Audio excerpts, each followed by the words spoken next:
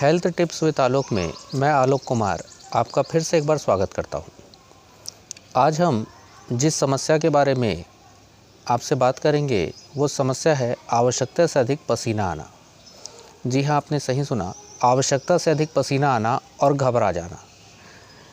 कुछ लोगों के साथ ये समस्या होती है कि उनको अचानक से बहुत अधिक पसीना आने लगता है, वे घबरा जाते हैं, उनको कुछ समझ में नहीं आता है, थोड़ी देर के लिए दिमाग शून्य हो जाता है और ऐसा उनके साथ लगातार अक्सर होता रहता है।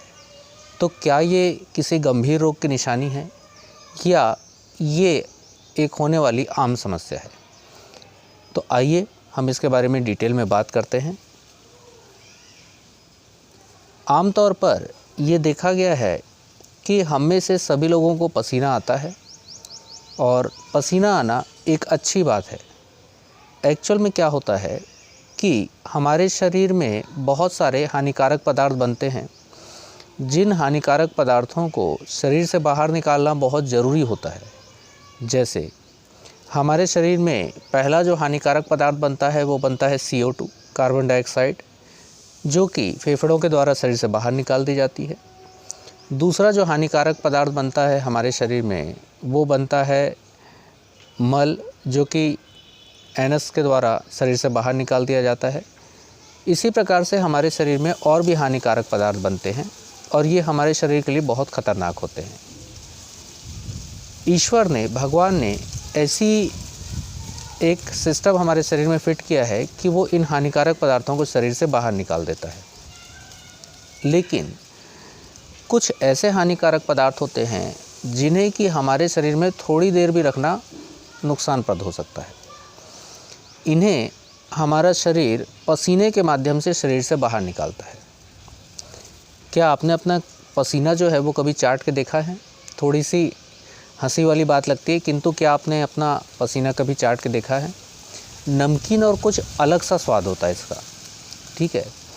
तो इसमें क्या होता है, बहुत सारे ऐसे हानिकारक पदार्थ हमारे शरीर में निकलते हैं जो कि शरीर में रखना बहुत ज़्यादा ख़तरनाक है।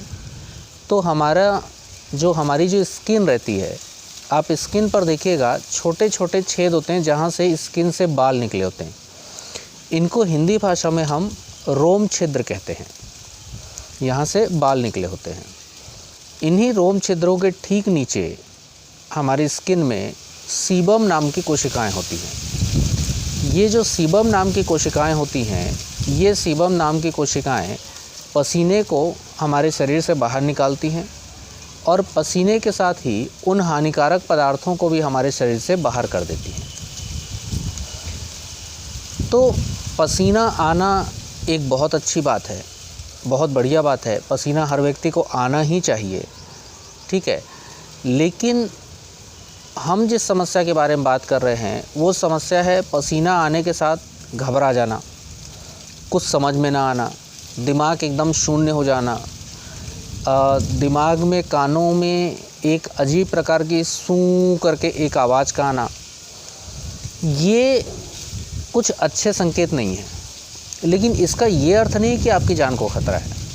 याद रखिएगा, आज का समय एक ऐसा समय दिख रहा है कि लोग ज़्यादा से ज़्यादा लोगों को डराना चाहते हैं ताकि उनका बिजनेस चल सके।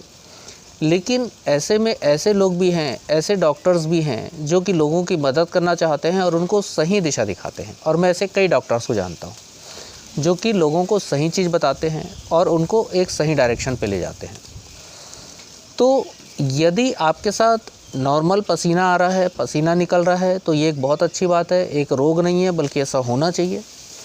लेकिन यदि पसीना निकलने के साथ साथ आप एकदम से घबरा जाते हैं, आपका दिमाग शून्य हो जाता है, आपको कुछ भी समझ में नहीं आ रहा है, तो निश्चित रूप से ये थोड़ी बहुत समस्या है। अक्सर ऐसा जो होता है वो वैसे तो कई कारणों से हो सकता है, लेकिन इसमें एक जो कारण होता है वो होता है CO2 लेवल का बढ़ना। जैसे हमारे शरीर में क्या होता है, हम ऑक्सीजन लेते हैं जब हम सांस लेते हैं और CO2 बाहर निकालते हैं। कुछ लोगों में क्या होता है कि CO2 का जो कॉन्सेंट्रेशन है, CO2 की जो सांद्रता है वो बढ़ने लगती है। जिसके कारण क्या होता है, उनको इस प्रकार की समस्या होना शुरू हो जाती है। ज़रूरी नहीं है कि आपको हो, लेकिन अक्सर ऐसा होता है।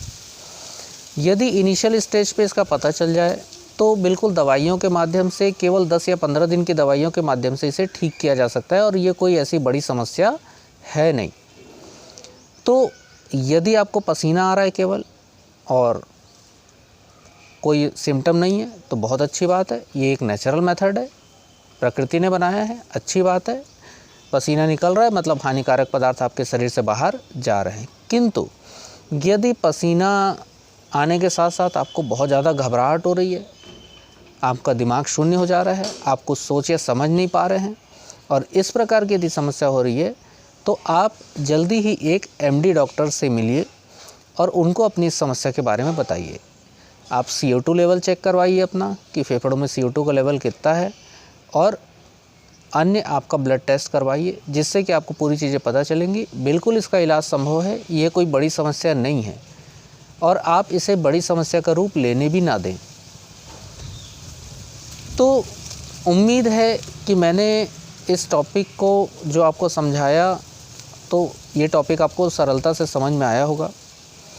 अगली बार ऐसे ही एक अन्य टॉपिक को लेकर के मैं आपसे फिर मिलूँगा और आपको फिर एक्सप्लेन करने का प्रयास करूँगा।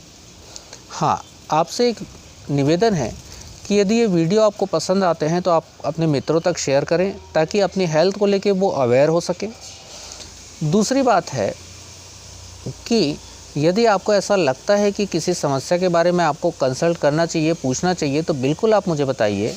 मैं उसे सरल से सरल शब्दों में आपको समझाने का प्रयास करूँगा। तो मैं Alok Kumar, health tips with आलोक में आपसे फिर मिलूँगा। तब तक के लिए मुझे विदा दीजिए। धन्यवाद।